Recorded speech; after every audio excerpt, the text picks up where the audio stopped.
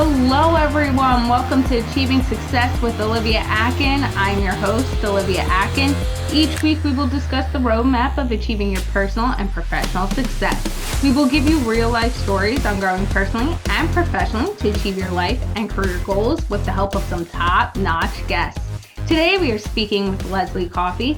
Leslie is currently working for ACP, which stands for American Corporate Partners, as the Vice President of Military Engagement. Leslie also volunteers her time as a senior advisor, family readiness group leader, and a mentor for the U.S. Army for the past 21 years. You can find Leslie on LinkedIn by searching Leslie Coffey or by emailing her at lcoffey@acp-usa.org.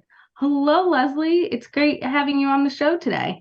It's so great to be here. Thanks so much for the invitation. I'm so excited. To start off the show, can you tell me what success means and looks like to Leslie Coffey? I would say success is finding a position that is a love labor, where it never feels like work and you lose track of time, whether it's you're waking up thinking about it or going to bed thinking about it, because it's not work, it's passion. I'm really fortunate to be in that position. And I think that's a great thing to really stem from is your passion, and you look forward to getting up and doing it every day and seeing what lies ahead and what new ventures might come from what you're doing today. Leslie, you've been a military spouse for 25 years, including during your college years. What has it been like being a military spouse, and how has that changed as you transitioned into different parts of your life? So, yes, I married quite early on, like you said, throughout my college years. And actually, as a military spouse, I attended 7 universities because of moving with the military. Of course, back then, there wasn't a lot of virtual learning. So always had to transfer to different schools. And luckily for my master's, I was able to complete that with one university, with Texas A&M. But so I would say, always adapting. We went from Fairbanks, Alaska to El Paso, Texas. So completely different cultures, completely different even temperatures and the extremes. But, even in the last 9 years, we've had 7 moves. So all across the country, and really it's such a huge melting pot, and you learn from so many different cultures. So it really broadens your perspective of different people, different cultures, different religions, and just learning from all of that and growing. And I think one very interesting thing you brought up, and we've discussed this before, is in college, you, as a spouse, when your spouse gets stationed somewhere else, you have to move too. Mm-hmm. And what impact, whether that's while you're in school or working, that can have on your life. We sometimes forget the impact, besides just relocating and meeting new people, what that can really have on a military spouse who's not necessarily, going and being stationed somewhere else. In a way, though, they are being stationed in a new base, in a new location, and it's kind of like starting from ground zero in the aspect of, when you were talking about your college years, you went to many different universities. Mm-hmm. And part of that was because not everything transferred when you had to move, and trying to relate what was already completed and getting it tracked from university to university. And even as you said, past 9 years, you moved 7 times, or yeah. So sometimes we forget the impact that being relocated within the military can have on everyone. Mm-hmm. So for you as a spouse, when you were going through college, we'll start there. How did you try to be proactive with your education, especially once you found out you were going to be stationed somewhere else, with getting that transferred? And what was that like? So definitely proactive, although sometimes even that didn't help, because there were times where we had everything lined up for one installation. I mean, the car was being shipped there, the household goods were being shipped there, and my credits for school were being shipped there. And then we were on our way and we get a call that we were diverted to a completely different area. So sometimes I would try to be proactive, and you're still having to adjust. But many times it's just rolling with the punches. What can you do, right? You just take calculus three times. You take English so many times, because they'll say, hey, that was quarter based and this is semester based, so it doesn't transfer, and different things like this. But at the end of the day, just really builds your resiliency and your ability to adapt, and then the small stuff doesn't matter anymore. And I like how you say sometimes, you learn the lesson of the small stuff doesn't matter anymore. Because like you said, you can be on your way. You've planned everything out. You've been proactive, and you're literally on your way to one base, and you get a call to go somewhere else. So sometimes, no matter how prepared you are, life just throws curveballs. And the only thing you could do is accept it and push forward. For you as a spouse, and even in the chapter of your life you are now, you're still moving a lot and being in different places. What do you think military spouses, from the lessons you have learned just by doing that, can do to kind of always be prepared for the unknown and kind of be adaptable when things come your way, like a move, or, not just moving itself, but potentially, relocating work and every aspect of it that you've learned along the way? Yeah, I mean, as far as professionally, up until COVID, the military always made my decision for me to resign. It wasn't until COVID where I could prove that I could do my position and be a value-added team member, regardless of where I was located. Did I not have to resign? Actually, it's the first time my position moved with me. And so now I've been very fortunate to be able to work remotely. But prior to then, I would always have to resign and then start over in a place where I didn't have a network. I didn't know the area.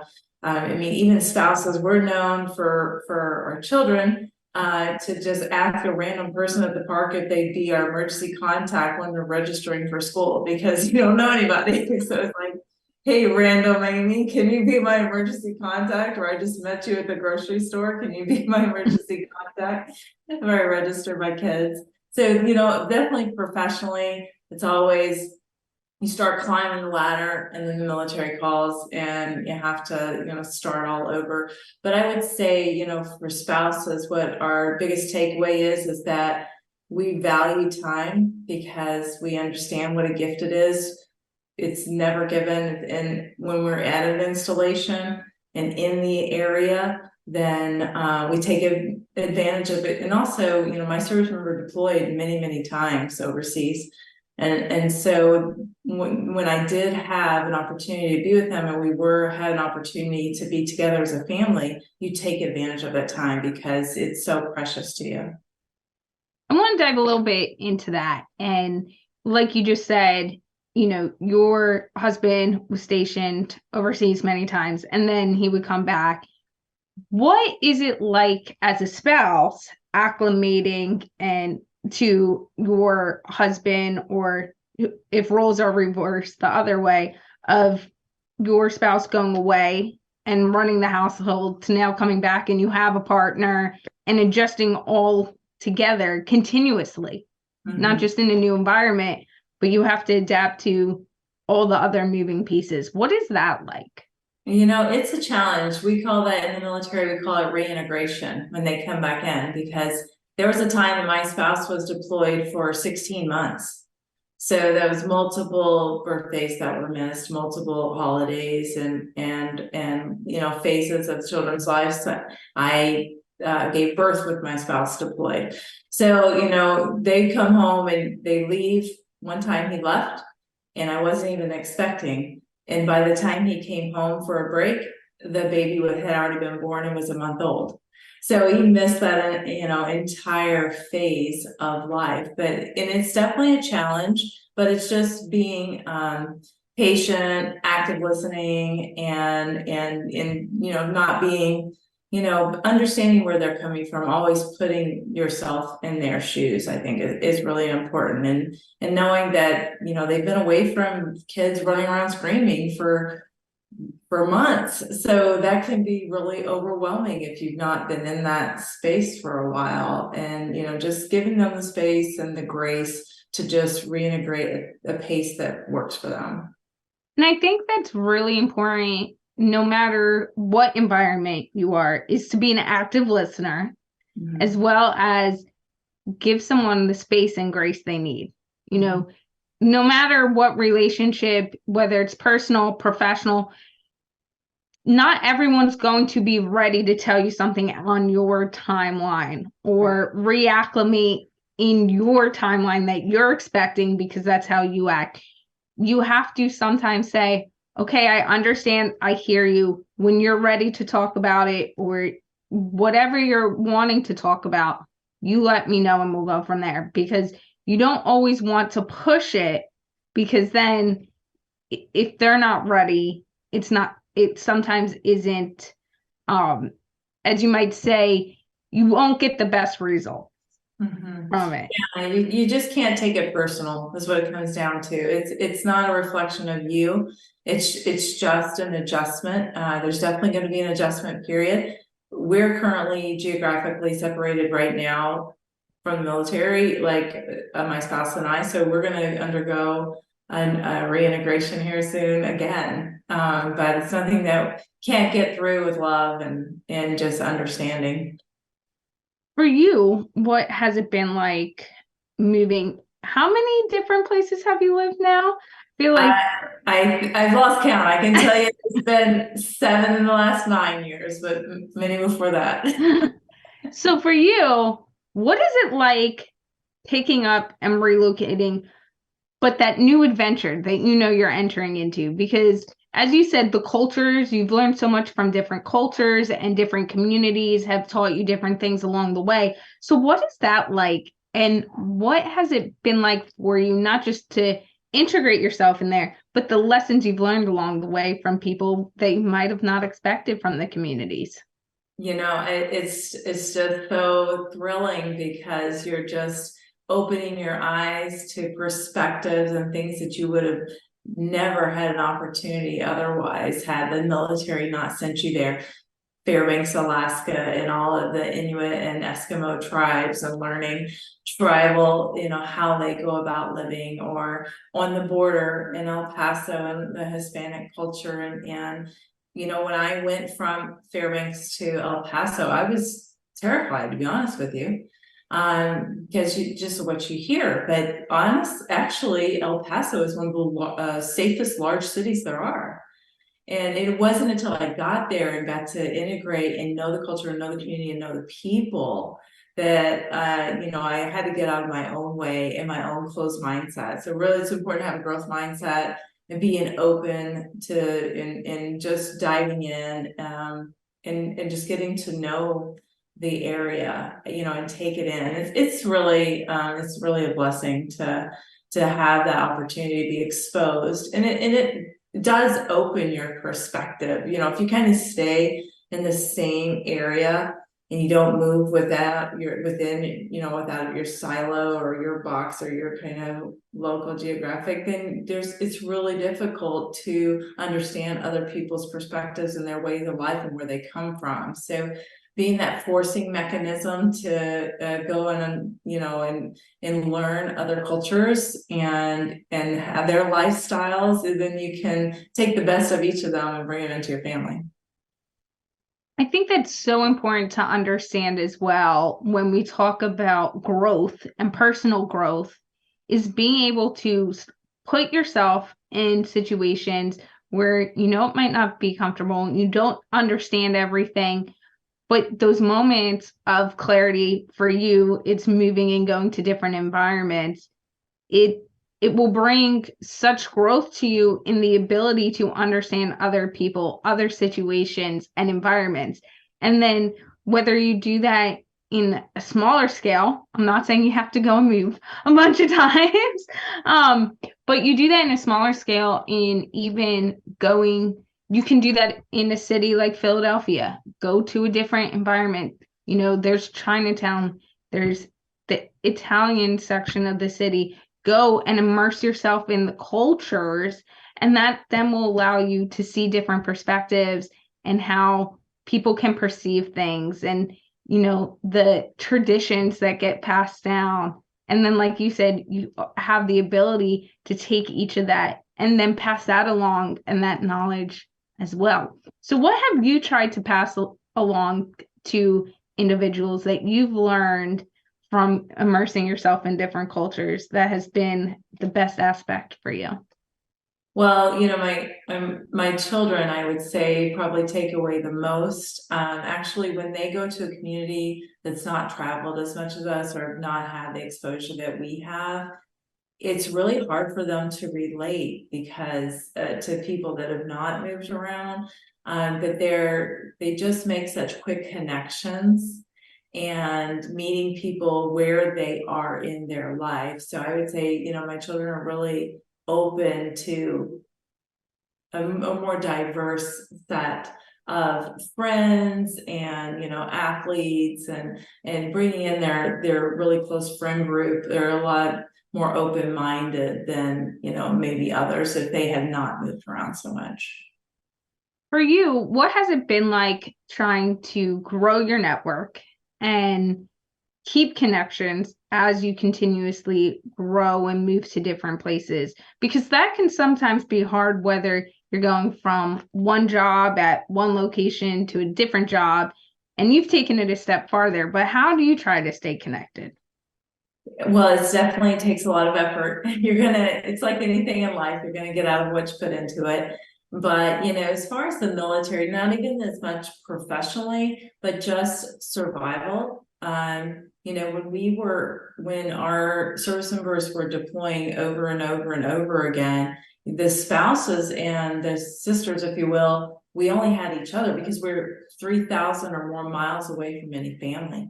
So we only had each other and we had to rely on each other. So I've always wanted to try to give more. And then am a believer that it's going to come back to you. But, always try to provide value and see how you can support first, be the first to give, be the first to reach out.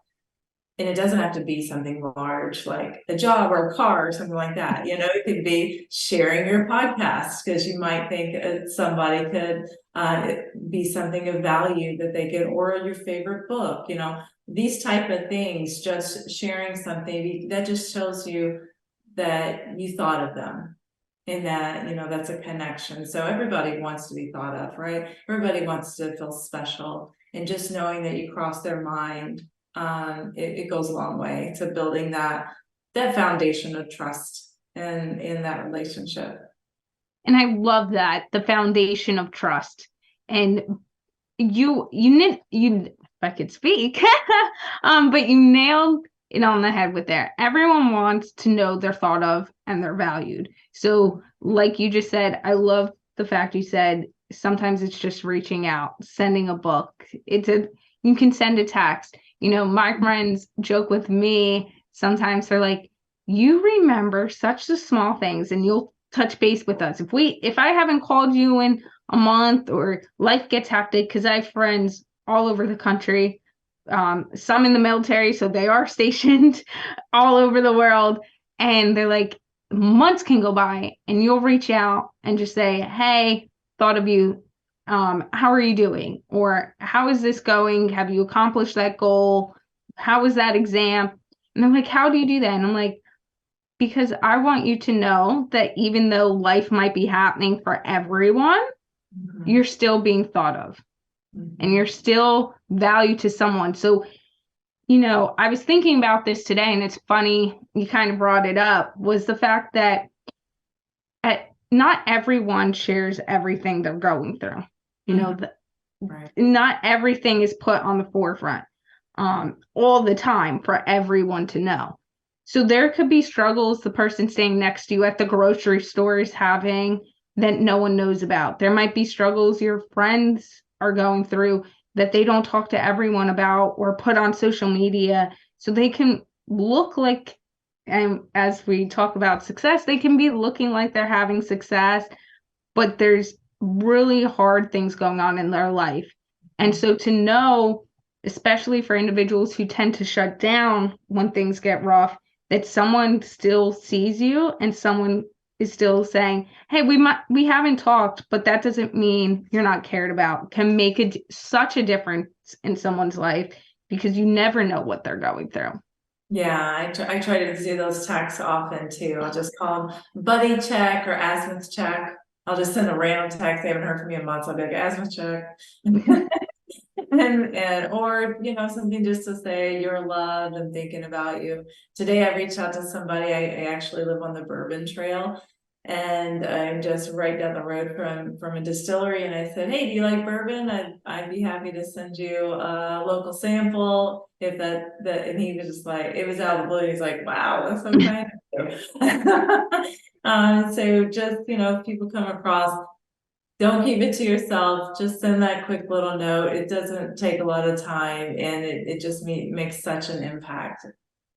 And you were right. It doesn't take time. I have this conversation with clients and friends, and I'm a big advocate of, it doesn't matter how busy you are, taking that 1 minute, 2 minute to go into your phone and reach out to someone, it in the long run won't affect your day. But if you live life to some extent, I'm not saying go be a rebel and drop everything you're doing today and, go explore the world. But what I'm saying is, you never know what might happen tomorrow. Mm-hmm. So if you live today as if I'm going to do this or I'm not going to do something because it'll be there tomorrow, right? A goal you might have, reaching out to someone, oh, I'll get to it tomorrow. And then tomorrow hits and, oh, I'll get to that tomorrow. Mm-hmm. Well, what happens after all those tomorrows add up? What happens if tomorrow comes and something you weren't expecting happen? If you do and live for today and what your life is happening right now, Mm-hmm. your happiness will increase, and others around you will too, because taking those small moments, I also say it as, take the 20 minutes in the middle of the day and take a break from work and go through your phone and send those texts. And that's your break. And you can have some quality conversation, or, find something out or learn something you didn't know before. But that was also your break from work. So it gets to give you both sides of it, and it Right. fills your tank up as well. Right. Yeah, that's a great idea. You're gonna get so much more back too, because the feeling that you did, that you made somebody feel heard and seen and felt special. So yeah, that's beautiful. Lizzie, you are the vice president of military engagement for ACP. What is that like, and what has that role entail every day, especially being more remote and giving back to the community you've been a part of for so long? Yes, so my job is to try to share our mission with as many veterans and military spouses as we can, because we help anybody that has served at least 180 days post 9/11. So since 9/11, they served at least 180 days. We're a free nationwide nonprofit, and we can assist them. And so what we do is we do one-to-one customized mentorship. So we pair a veteran or a military spouse with somebody that has experience in a certain career path that veteran or military spouse is looking to get into. So it's somebody just, a few seasons or years ahead that can help them to really land that next chapter, especially coming out of the military. Because coming out of the military, they do not have a network outside the gates.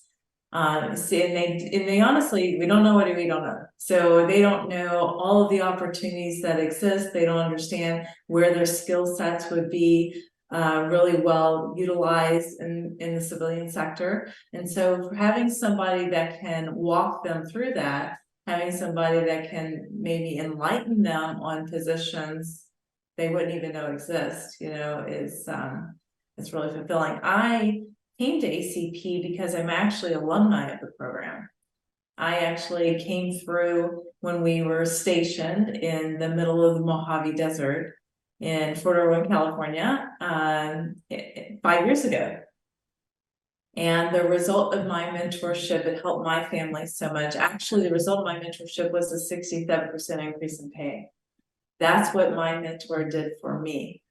So years later, I joined the team to really, because I see this as a gift to give this community I've been a part of for all these years. And I think that's great in the aspect of paying it forward. Like you said, your mentor and being able to knowledge share like that increase your pay alone. You know, some people say it's hard when you don't see a direct correlation. Well, ACP does help you bring that direct correlation at the end of the day. And being able to say, I went through the program myself and look at what it did for me. And now let me circle back and help the others who want to be a part of the program. What has that meant to you coming from someone who was in the program to now, you know, being vice president of this aspect of the program? What has it been like in seeing what you're putting in place and the journey you've been on in helping others move forward as well? Yeah, and that full circle moment, just what you were talking about at the very beginning, that success piece, right? Not only am I able to share the gift of the program and the power of mentorship for our community, but also since I joined the team of 15 months in or so, we started hiring additional remote military spouses. So beforehand, I was the only one. I was the only remote employee, and now we're up to 30% of our staff are remote military spouses. So knowing that they have a career that will, you know, will go with them, will move with them. It's flexible, it's remote, and we've already had 3 military spouses move and maintain their employment. So knowing that my peers don't have to resign and start over because of trying to support their service member, it's just, I can't put words to it. It's really remarkable. But I would say also something that we talked on earlier, what really hits home for me, and the big reason that I joined the team is because there were some things that I messed up in my mentorship. You know, there were some times that I didn't feel worthy of taking the call. My mentor is incredible. She's a Forbes Coach Council. And her face has been on Times Square. And I'm like, who am I to get on this phone call with her? What do I have to bring to this meeting? So I would delay it. I would punt it because I didn't want to waste her time. But for ACP, the way we work is every mentor only gets one person to focus on. It's only one veteran or one military spouse. We don't give them 5 or 10 or 15. So essentially, I was robbing her of the one thing she was volunteering to do. I was robbing her of trying to provide gratitude in action, of trying to help, because I couldn't get out of my own head. So now that's the message I try to share with the community. You are worthy. You're not wasting their time. They're volunteering for nothing more than to see you succeed. They're volunteering because they want to help. They want to do more than just say thank you for your service. They want to actually contribute. And this is a perfect way for them to do so. And I think that's so important to consider sometimes is when you're asking for help or you're part of a program, sometimes it's okay to say, okay, wow, there's this person who's coming in, they've had all this experience, or look who they are right now. Why am I worthy? You're always worthy. You know, no matter who you are, you bring something to the table. You are a valued individual. And sometimes it is being the person saying, yes, can you help me? But I like what you said too. It's the realization of understanding as well. They signed up to help you. They want to help you. And once you realize they want to be there, it's not a burden. They want to be a part of that. It's so impactful, and understanding that they can get and learn from you just as much as you learn from them. and that relationship builds and it transcends. Right. Absolutely. And, and just for spouses, the veterans and spouses are similar but different. Spouses were used to supporting the service member and the kids, right? And our goals and needs always take a back seat. For the service member, they're used to being focused on their team and their mission.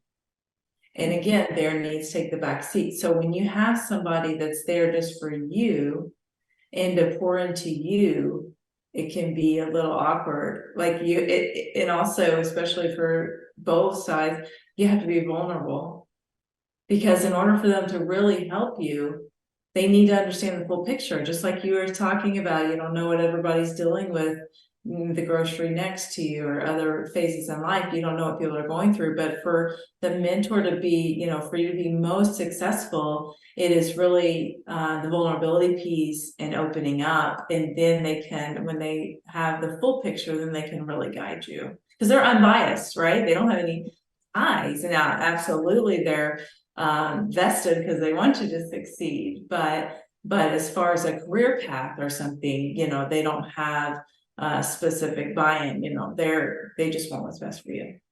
And I think that it's really eye-opening, and I loved how you said it's the vulnerability.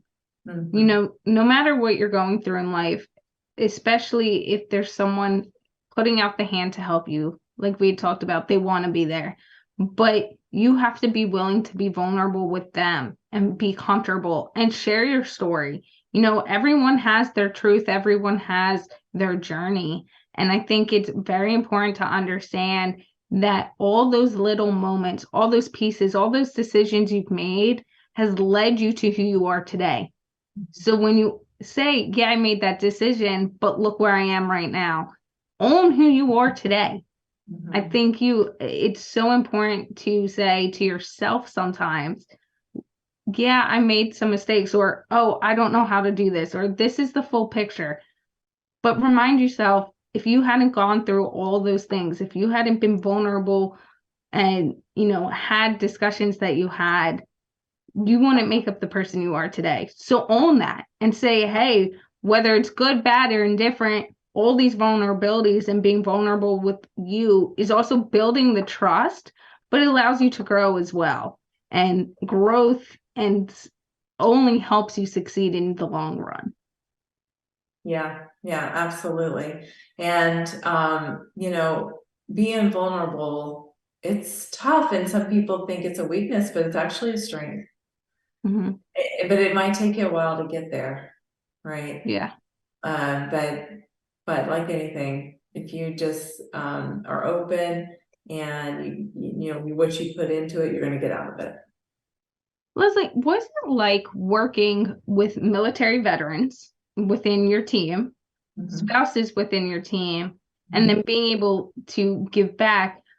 But how do you sometimes cope or try to process as a team the different experiences? Because you all unite in the community you have of going through military, but everyone has a different experience. Even your military employees, the veterans who are part of ACP and on your team, some might have been deployed 4 times, some might have been deployed 7 times. How do you kind of, as a team leader, bring those different experiences together and make sure everyone knows their strengths? Well, I think it start with being, with first giving them a safe space to share. If they know as a leader that you're willing to have a one-on-one with them and just listen to them and understand that again, it comes back to not taking things personally. Sometimes they may be elevated or about certain really passionate about something, and it might come off to somebody that's not connected to the military. It may come off a little off-putting, it might come off as aggressive, but you just know that they're really more passionate, and they really want to solve a problem, or they see something and they want to get in there and get after it and fix it, right? Because it really, for especially our veterans, if they don't, their team, if somebody messes up, lives are on the line. Mm-hmm. So mistakes are a little more fatal for them, right? So they don't take mistakes and everything as lightly as perhaps a civilian, because in their world, if mistakes are made, it could be deadly, right? And so understanding that it's not, if they're, it might come off to others as aggressive, whereas I'm able to put it into context. I'm able to just listen and give it time. I always try to step away and try to process some things and come from their perspective. And then also having, if it's in a meeting or something, then having a one-on-one to try to get to the core of what might be beneath the surface, what might be bubbling. And they know, or at least I pray they know, is that they can come to me and it's going to be safe and it's going to be with me, and it's judgment free, and we're going to see what we can do to overcome. But I'm really fortunate that everybody on my team just has a heart of gold, and it really mission driven. They just want to help this community that we've been a part of. So yeah, it works out well. And what I love about what you said is be judgment free and know as a leader that you create a safe space for other individuals. I think sometimes people forget the judgment free, or say, well, it's a safe space. You could come and talk to me. But whether you agree with someone or not, making them feel comfortable to come and talk, and whatever the outcome might be, whoever side it might favor, being able to have that open dialogue and know that you're not being judged, no matter if you guys agree or don't agree. There's, as we kind of brought up before, there's those times of vulnerability that something might be said that you weren't expecting, or point of view that you didn't ever think about, and that judgment-free space allowed them to feel comfortable enough to come to you and say, hey, this is what's going on. That safe space, no matter who you are, is so important to know that you have that for someone and someone has that for you in life. And what I also liked about what you spoke about with your leadership, and is so important, is taking a step back sometimes. It is okay to give Not be reactive. You can't be reactive. You gotta take the emotion out of it. And you can't take it personal. Sometimes I say, I hear you. I understand your perspective. We're at an impasse. This is the decision. And sometimes an impasse is okay. That's right. Sometimes the impasse is okay. For you, if there's one thing you can tell others about ACP or your own experiences and leave that mark to help others, what would it be, and what advice would you give? Oh my goodness, how much time do we have? No. So ACP specifically, our foundation and where we came from, our founder has put this together as his community service project. He's actually never taken compensation from ACP in 15 years. This is his way to give back. So that's the model that we have to follow, is the giving into the helping and into meaningful employment, is really not just helping a veteran or a spouse become like an hourly wage employee or something, but actually meaningful employment somewhere where they have success and growth, and also as a culture fit. So we take all of that into consideration when we're helping those define their next chapter and define their success, as you started off with today. For within ACP, as far as leadership goes, I think leadership has nothing to do with the title. It's all about influence. Anybody can lead. It's nothing to do with your title. It's about influence and connection. Leslie, how can people get in touch with you if they would like to connect with you, whether that's being a volunteer for ACP, asking for ACP's services? How can they connect with you? Yes, so at acp-usa.org is our website. So you can look all up about it. If you'd like to apply to be a mentor, there's a mentor application, as well as if you'd like to apply to be a protege. If you are a military spouse, there's a military spouse application, or if you are a veteran, if you ever served 180 days post 9/11, you can apply for a mentor as a protege for a mentor. They're completely free. We're a nationwide nonprofit, so their services and their sacrifices is what pays for it. Thank you, Leslie, for all of your insight today. A few of our key takeaways from today's conversation are: value time because it is never given. Value that time you give to yourself, you give to others, and what you do with it, as well as give people space and grace. It is okay. It is good to give people space and grace sometimes, as well as we don't know what we don't know. Own that. It's okay to say, I don't know this, but also own the fact that there are people out there that do, and use those resources to learn and grow. And probably my favorite that Leslie said today is anyone can be a leader. It doesn't matter your title, it doesn't matter your role, anyone can lead, and that has influence. Thank you, Leslie, again for being on today. This was a great episode with our top-notch guest, Leslie Coffey. Thank you for listening and have a successful day.